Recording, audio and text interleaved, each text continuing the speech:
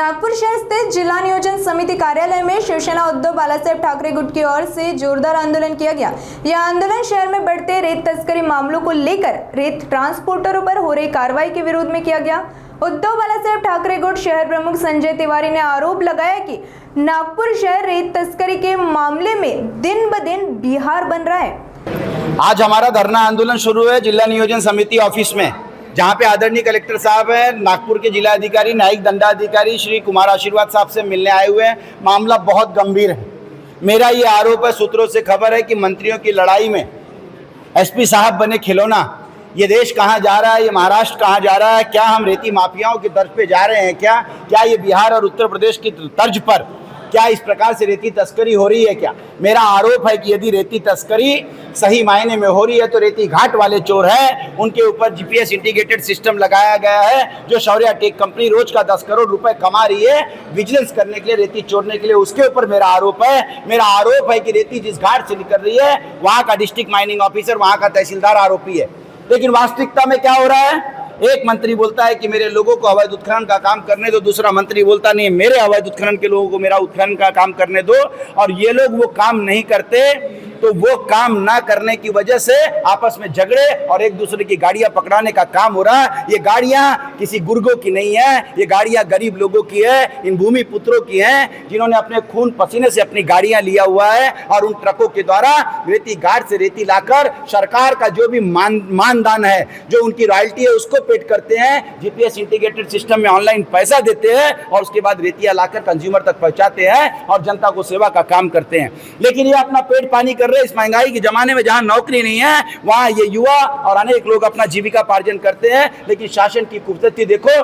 कल नागपुर जिले के अंतर्गत रामटेक तहसील में रामटेक थाना, भिवापुर में भिवापुर थाना और उमरेड थाना और पांचगांव चौकी में कई रेती गाड़ियां लगाई गई। बड़ा हैरत अंग्रेज हुआ। मुझे लगता है कि महाराष्ट्र में पहली बार प्रॉपर्टी डैमेज एक्ट लगाया गया। ट्रांसपोर्टर पर पहले गाड़ी पकड़ी गई, उसके बाद रेती को ब्रास से कैलकुलेट किया गया। जब पीडब्ल्यूडी ने बताया कि जितने ब्रास रॉयल्टी है उतने ब्रास रेती है, मतलब व्हाइट कॉलर हो गया, ट्रांसपोर्टर सही है, तो फिर भी प्रशासन ने अपनी दुश्मनी निकालने के लिए प्रॉपर्टी डैमेज एक्ट लगाया।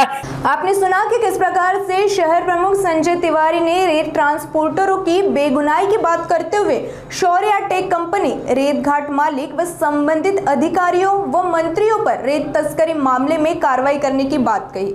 आगे तिवारी ने चेतावनी दी कि इस मामले में रेत ट्रांसपोर्टरों पर कार्रवाई करना बंद नहीं हुआ तो वे और उग्र आंदोलन करेंगे। यदि प्रॉपर्टी डैमेज एक्ट की डेफिनेशन दिखी जाए तो कंसाइनर और कंसाइनी, मुझे बताइए सरकारी मालमत्ता का कहाँ नुकसान हुआ, कौन सी प्रॉपर्टी गई, कौन शिकायत करता है, कुछ पता नहीं। लेकिन नागपुर जिला पुलिस ने एसपी साहब के आदेश पर इस प्रकार से गुना दाखिल किए इन गरीब ट्रांसपोर्टरों पे। मंत्रियों की लड़ाई में, मंत्रियों के गुर्गों को बचाने के चक्कर में ये निर्दोष और गरीब लोग शिकार हो रहे हैं। मैं आदरणीय मुख्यमंत्री, वो भी मुख्यमंत्री साहब की फटकार के बाद, मैं आदरणीय मुख्यमंत्री साहब, आपका नागपुर जिला बिहार बन रहा है, आपका नागपुर जिला गैंग्स ऑफ वासेपुर बन रहा है। क्योंकि फैजल को बचाने के लिए कई बेकसूर लोगों की गाड़ियां लगाई जा रही है। ये चालक मालक लगातार परेशान हो रहे हैं, थानेदार तानाशाही कर रहा है। इसके पीछे खून पसीना कमाने वाले लोगों से पैसे उगाही की बात हो रही है। क्यों नहीं एमपीडीए प्रॉपर्टी डैमेज एक्ट महसूस अधिकारी पे होना चाहिए? क्यों वो शौर्य टेक की जिम्मेदारी है जो रोज के 10 करोड़ रुपए कमा रही है, उसका काम था विजिलेंस करने का, वो उसकी जिम्मेदारी क्यों नहीं होनी चाहिए? उसने डीएमओ और तहसीलदार को रिपोर्ट क्यों नहीं किया? उन तहसीलदार और डीएमओ पे होनी चाहिए। और उसके बाद थानेदार साहबों की जो तानाशाही चल रही है, इन गरीब लोगों को मारने के लिए इसका निषेध कर रहे हैं। आज धरना आंदोलन है, लड़ाई यही खत्म नहीं होगी।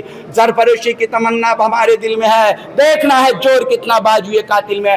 रास्ते पे उतरेंगे। ये ट्रांसपोर्टर रीढ़ की हड्डी है, आपके टायर की इकोनॉमी ये चला रहा है, आपके डीजल की इकोनॉमी ये चला रहा है, आपके शहर तक रेती महफूज पहुंच रही है जनता तक, ये ट्रांसपोर्टर कर रहा है। उसके बाद भी आप इनको माफिया बोल रहे हो।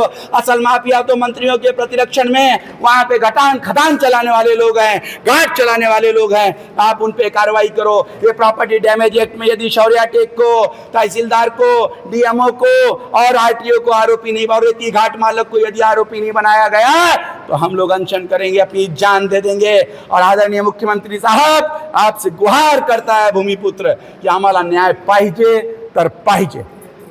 अब देखना होगा कि रेत ट्रांसपोर्टरों के हित में शिवसेना उद्धव बालासाहेब ठाकरे गुट की हमें न्याय चाहिए तो चाहिए, इस गुहार पर प्रशासन की ओर से क्या कुछ समाधानकारक निर्णय लिया जाएगा?